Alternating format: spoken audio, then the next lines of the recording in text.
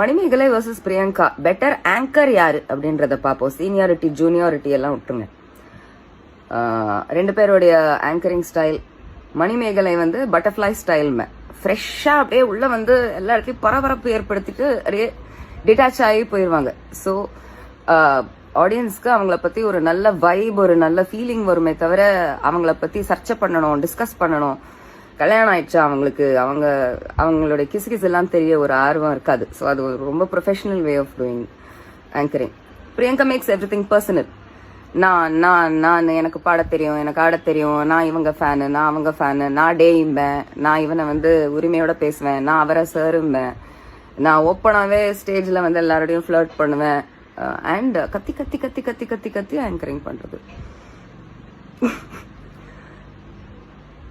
நான் இதுக்கு முன்னாடி ஆங்கரிங் பண்ணியிருக்கேன். ஸோ என்னை பொறுத்த வரைக்கும் கிளியர் வின்னர் மணிமேகலை.